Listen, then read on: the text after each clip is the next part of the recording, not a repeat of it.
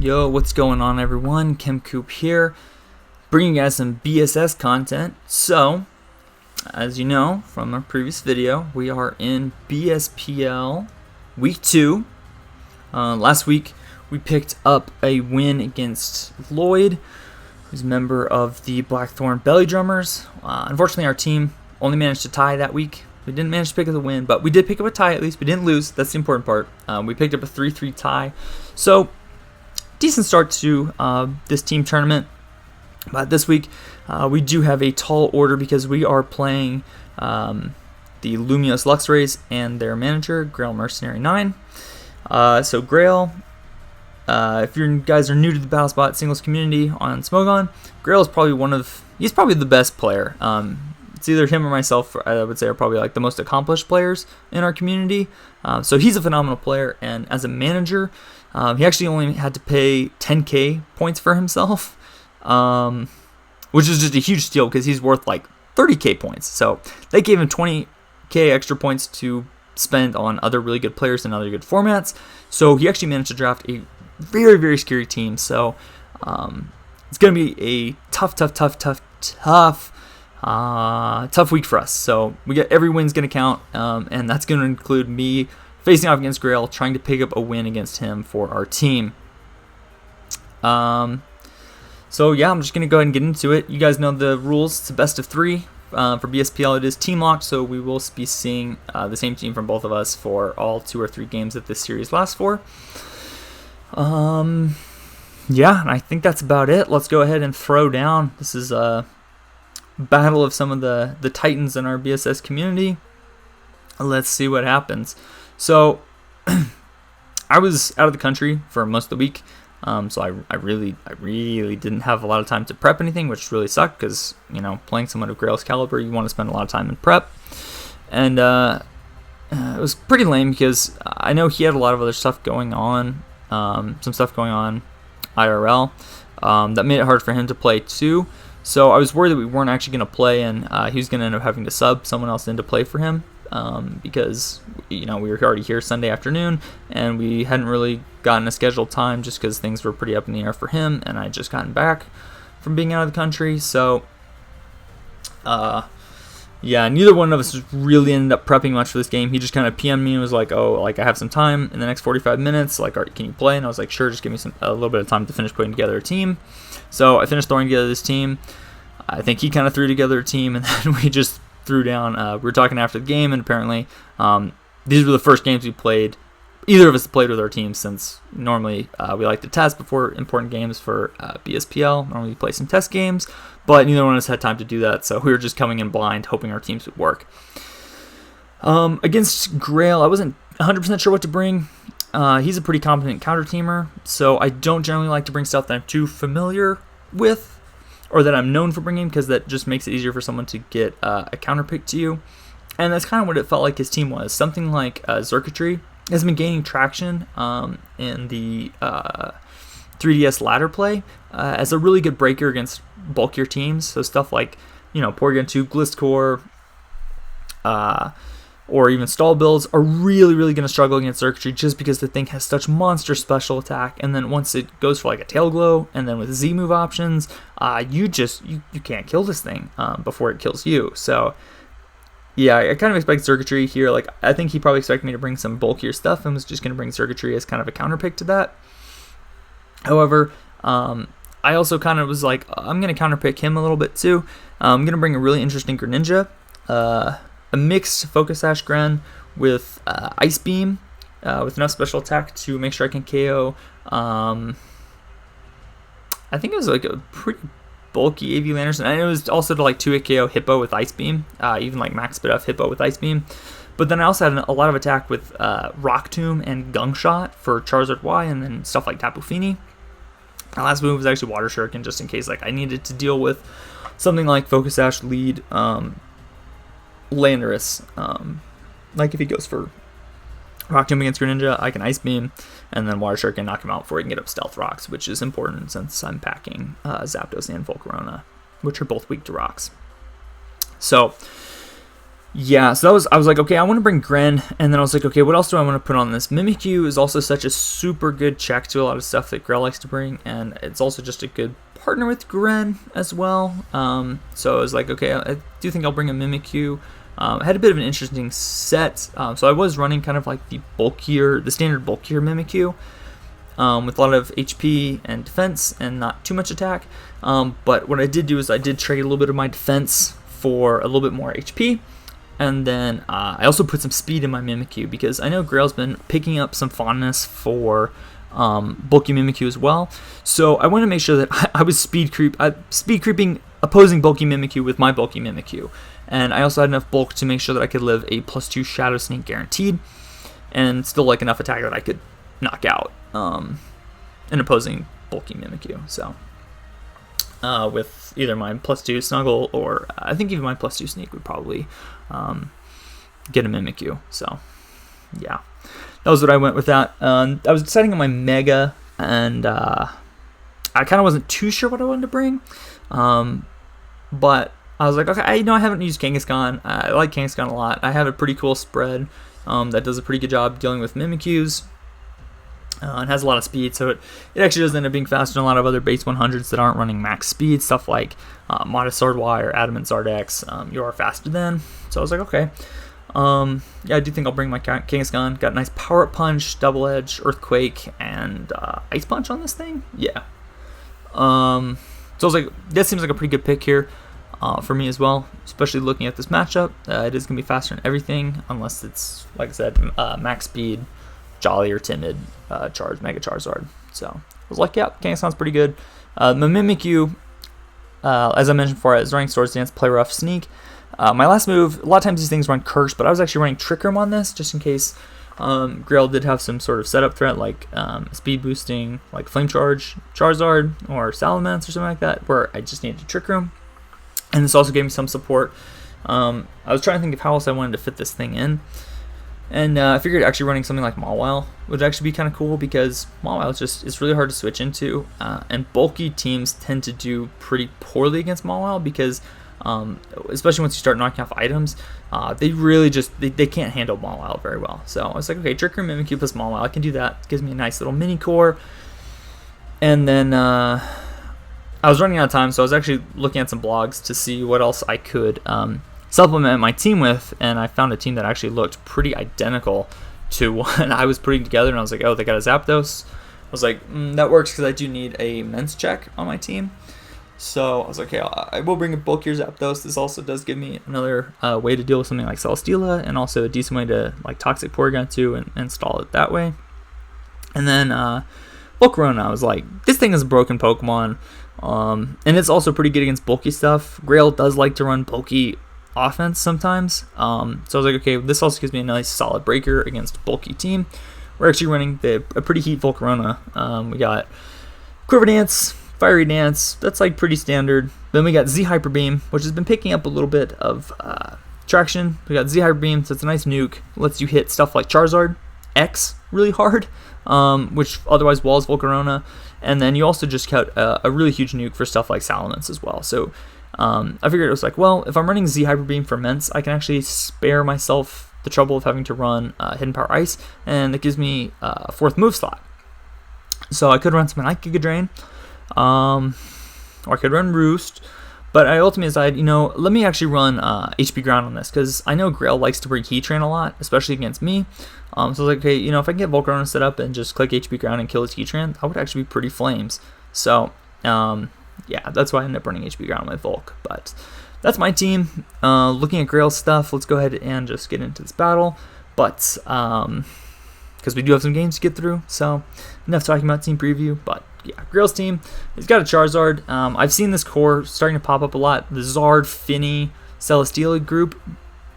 Generally, this tends to be Zard X. I've played around with stuff where it is like Will-O-Wisp, Roost, bulkier Charizard X, plus like Calm Mind Z Finny, just like standard bulkier Celesteela, and then a ground type. Usually they run something like Scarflando or Scarf Chomp, but in this case he's got like a bulkier Hippowdon and set up rocks, so yeah, that works too. But then of course Mimikyu, just a nice fallback option in Battle Spot.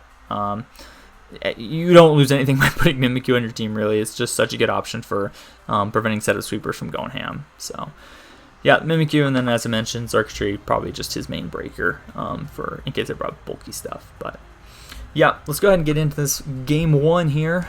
So, I felt like my Greninja was a pretty solid lead here, because if he ends up leading Hippowdon, I can threaten the heck out of it with Gren, because you're crazy if you stay in with Gren, or with Hippo against Gren, because like a lot of times Gren are running Waterium Z these days, and that will just blow away Hippo, and yeah, that's not great for Hippo. So yeah, I'm gonna lead off with my Gren here, and in the back I'm packing Kangaskhan, and I think I brought Mimikyu this game.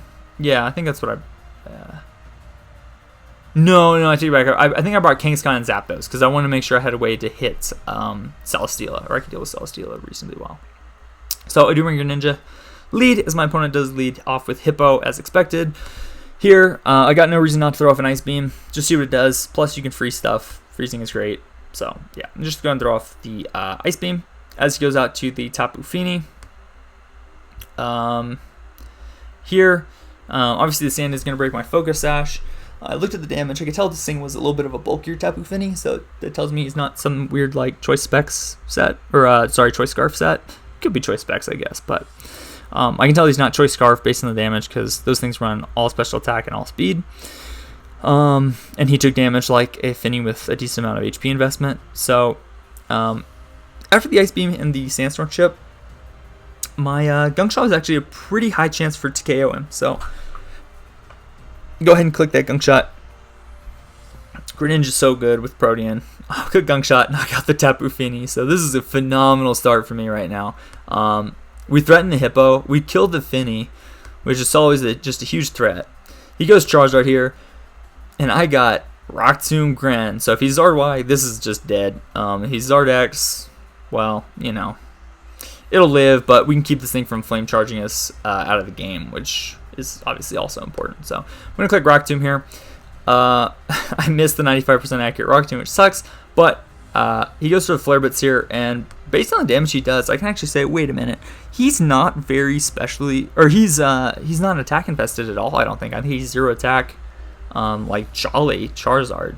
So that tells me, this is probably like bulky Wisp Zard X, which is definitely going to be scary to deal with and a little bit problematic, but missing the Rock Tomb definitely sucks. However, I revealed the Rock Tomb, so I'm like, I don't think he's gonna stay in here. I really don't expect him to stay in on another Rock Tomb, because then if he gets slowed down, he's really gonna get screwed over by something coming in like Mimikyu or Kangaskhan. So I don't think he's gonna let me Rock Tomb him here and then just knock me out.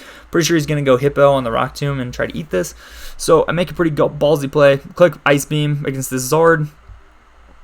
And guys, you know it works out. He goes to the Hippo, Ice Beam it, does 2 at KO, so that's sweet. Based on the damage, it does tell me this is super specially defensive Hippo, though. So that's good intel going forward, but I'm able to just get rid of the Hippo here with the Ice Beam. And now all he's got left is the Zard. I can just click my Rock Tomb here, slow this thing down, as he's going to knock me out with the Flare Blitz. Or, sorry, he knocks me out with the Earthquake, and then I just go to my Kangaskhan, click Double Edge. That way I don't have to reveal any other moves. Double Edge,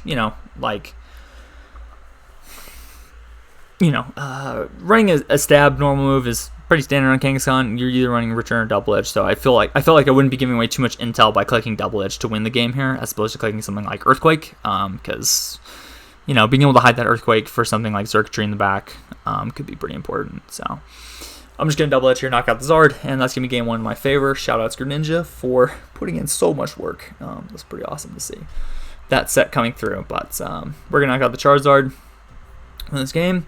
So we're up 1-0 in the best of 3. Good start for sure. Let's go ahead and get into game 2 then. So, game 2, I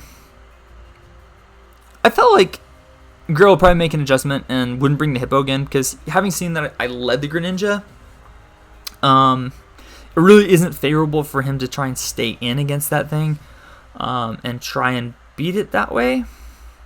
So I didn't think he'd lead Hippo this time, so I ended up leading Zapdos, actually expecting something like Celesteela to come, because his Celesteela I revealed enough about my Grand set that it should tell him that Celesteela is going to be pretty solid against it. So I ended up leading Zapdos here, expecting Celesteela lead. And then I think I packed Mimikyu and Kangaskhan in the back. Didn't bring the Grand this time. It felt like the Grand would probably scare away the Hippo, and then instead he would bring something like Celesteela, Circuitry Mimikyu, or maybe even Celesteela plus Charizard plus Circuitry or something like that. So yeah, that ended up being my thought process for game 2. Let's go ahead and hop right into it. So I'll lead off with Zapdos, as Greil does lead off with Hippowdon, so that's unfortunate because this is going to be hard for me to start off against, because this thing's going to be able to Stealth Rock and Yawn spam, and eventually he's going to get himself in a position where he's going to be able to get in one of his heavy hitters like Finny or Mimikyu or even Circuitry in pretty much for free on a sleeping Pokemon, and start setting up, and it's going to be hard to deal with. Luckily, I do have Mimikyu in the back, so I do have Mind Disguise, so I can Trick Room in case something sets up. I can kind of handle it that way. So, yeah. I'll just throw off my Toxic here as he clicks the Stealth Rock. Gonna hit Power Ice here on the Yawn coming out here. He does Yawn. Yeah, I'm gonna have to switch out here. I go to my Kangaskhan as he's gonna Yawn again.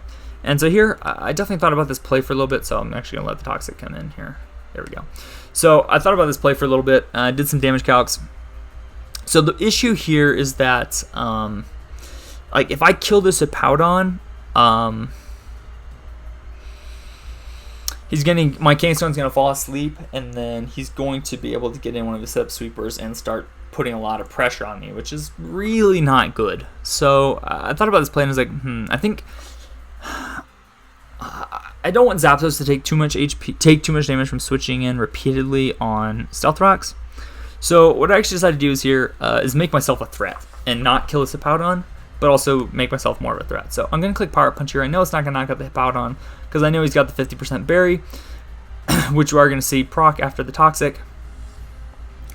He yawns again. Obviously it fails. I fall asleep. He just barely lives and eats his Iapapa berry. So here, I now have a +2 Kangaskhan, so he can't really switch in because I'm going to get to burn my turn of sleep here, and if he switches and I get the 1 turn wait, say goodbye to whoever comes in. But he's going to make a smart play. He Whirlwinds out into Zapdos here, as I'm just going to throw off an HP Ice now. I can knock out the Hippo, and this is great because I pretty much prevent something from coming in and setting up. Right? In theory. But he does go Circuitry here, and I know this thing's going to have Electrium Z, so that's kind of scary. So I was like, okay, let me just go Kangaskhan, sack the sleeper, because this thing could still be good if he does have Celesteela in the back. He goes for sub. Ooh, that's cool. So if I can get the 1 turn wake up, what I can do is I can go for the Earthquake. I can break the sub and go for a little bit more chip on the Circuitry, put it in range of my Mimikyu, and then hopefully Zapdos can clean in the back. However, I don't get the 1 turn wake, and he's going to knock me out with the Gigavolt Havoc here. So this is definitely a bit of a learning experience for me, trying to figure out what the heck this Circuitry set and build looks like. I'm going to go for the Trick Room here as he goes for the Thunderbolt here. And it turns out that he is faster than me. So that does tell me he's probably like modest with a ton of bulk and 0 speed, because if he's faster than, like a fast Circuitry would have been faster than me under Trick Room. But a totally uninvested Circuitry is going to be slower, so I figured that's probably his set. He's probably got like close to max special attack and then a lot of HP or defense investment. So that's good information going forward. Definitely like on this turn instead, like if I clicked Play Rough here and broken the Substitute, then I would have been able to go for the Z move and knock him out the next turn, since I obviously would have been faster. But Greil told me after the game that his last in this game was Charizard, so I think Charizard probably still would have clinched it, because like if I had broken the Substitute and revealed that I was faster than the Circuitry, he would have just gone to Charizard on those Z Play Rough, and he would have eaten it up, and then Charizard would have been in a fine position to kill the Mimikyu, and then my Zapdos would have lost to the Circuitry 1v1, I'm pretty sure. I'm not 100% sure. I mean, like, Because like if he kills Mimikyu with the Charizard, I go Zapdos, I click Roost. If he goes to the Circuitry, then I click Toxic, and then I just like get to Roost spam on it. But I'm pretty sure that the Circuitry would have won this game in the end. So I think Greil would have picked this game 2 up regardless of what I did. But I do get to reveal the Circuitry set and kind of the EVs on it. So that's good intel going into game 3. So yeah, here so far we had Grand kind of sweep game 1, had Circuitry get the sweep game 2. Now let's see, are we going to see another sweep game 3? So, yeah. Let's go ahead and get into game 3. So here, both of us thinking a lot, spending a lot of time thinking about adjustments. I haven't revealed my whole team. I haven't brought the Mawile, haven't brought the Volcarona yet. Something kind of told me that he might switch it up a little bit and would either bring, like, I knew he was going to bring Circuitry again. I knew for a fact he was going to bring Circuitry again just because it is so good against my team if he can get it set up properly. But I was kind of skeptical about whether or not he'd actually bring Hippo. Just because, you know, like, it did work last time, but I feel like, I don't know, something told me that he was going to mix it up and he wasn't going to bring what he brought the last time, because last time I thought he brought Hippo, Zerk, Stila, instead of Hippo, Zerk, Zard as his 3. I felt like Celesteela was there in the back. And so I was like, okay, I do feel like Circuitry plus Celesteela is going to come again this game, but I think he's probably going to bring either Charizard instead or Hippowdon. I don't think he's going to bring both Charizard and Hippowdon. So what I end up doing here is I lead off with my Kangaskhan, because what I can do is, if he does lead Hippo, I can Power Up Punch the Hippo turn 1. If he goes for Stealth Rocks, then I can knock it out with Double Edge the next turn, since I know he's fully Spidef. He's going to die to my Kangaskhan with the +2 Double Edge before he procs his Berry. And then if I can kill the Hippowdon with just trading the rocks, he has to somehow kill a +2 Kangaskhan. And if he goes to Charizard to do that, then I think my my Zapdos is going to be... I think I brought Zapdos as my last Pokemon, I think. So, yeah, I think I brought Kangaskhan, Volcarona, and Zapdos. So I was like, okay, well, if he kills it, then Zapdos is going to be pretty good against the Charizard. And if he brings in Celesteela to stop the Kangaskhan, even though the rocks are up, I'm going to be able to Quiver Dance with my Volcarona, and then I'm going to be able to win the game with Volcarona, I think. So that was what I was working towards. So game plan was to Power Punch the Hippo turn 1 and put myself in a better spot. But yeah, he does end up bringing out the Charizard turn 1, so I was like, oh, interesting. I haven't revealed Earthquake yet, and I know he's just going to Mega Evolve just to get the extra bulk of being Zard X. So I'm going to figure, okay, I'm just going to click Earthquake turn 1 here. He does Mega Evolve faster, which does tell me he has Jolly Max Speed, and he's Will-O-Wisp, and the Earthquake damage tells me he's bulkier. So I was like, okay. So this is the Charizard. This is the Charizard I was looking for. Here, I'm just going to go for the Power Punch, as he does go for the Roost, which is a good play. I get my Power Punch off. So now my Earthquake is actually going to be doing a pretty good chunk of damage. And given the bulk of my Volcarona, as well as what it looks like to be, like I said, the 0-attack Charizard, I know that my Volcarona can live a Flare Blitz from this thing, which could be important late game. So, good to note. Here, I am just going to click, I think I clicked, did I click Power Punch again here?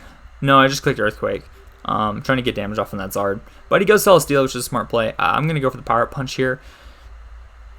As he goes for Leech Seed, pretty standard Celesteela stuff. I'm just trying to boost my attack as much as possible.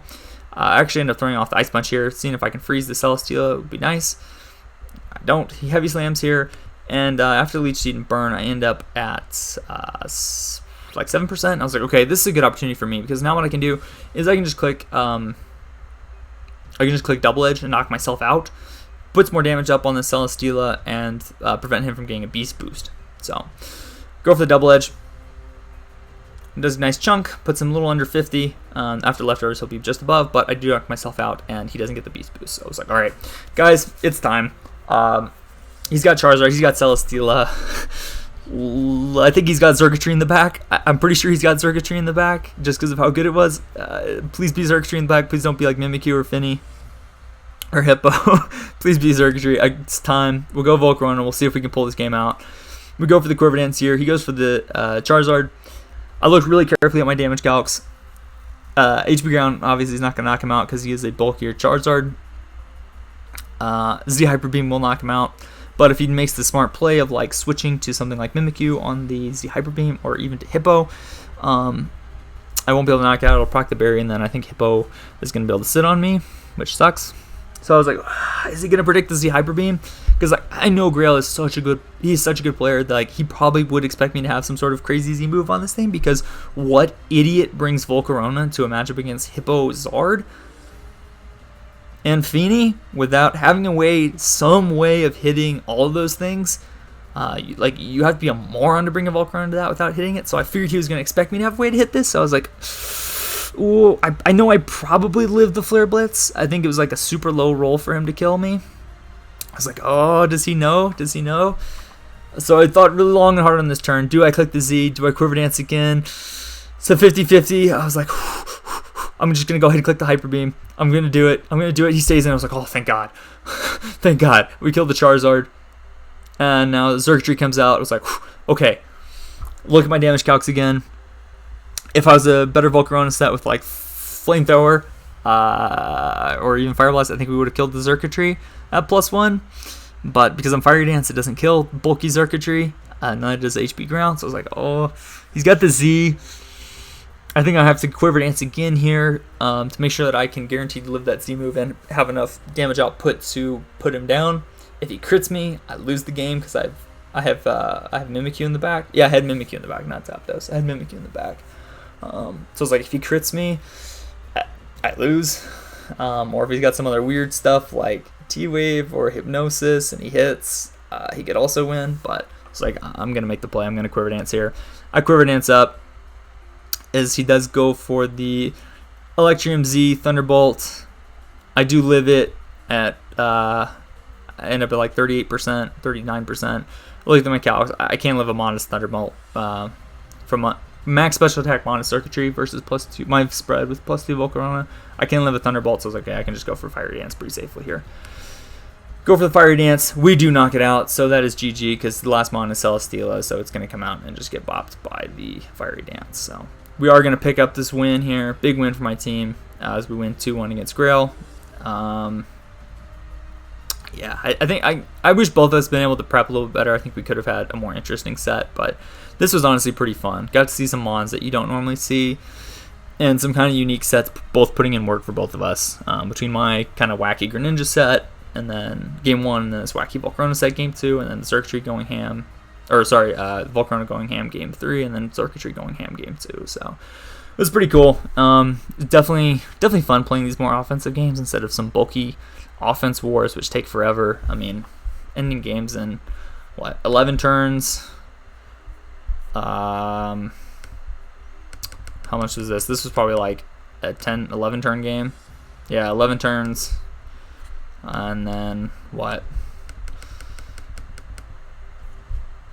7 turn game. Yeah, so playing offensive games like that it's a lot more fun to me to see stuff like that. So yeah, now it's the set. I'm really happy with how I played. I think I played pretty well. The Zard Hippo, if you brought that game through, I don't think I could have beaten it, but I did kind of count on the fact that he might switch it up, and tried to hope that he would switch it up and that I could use that to have Volcarona put in some work, and it did. So I'm really pleased with that. But yeah, picked up a big win for my team this week.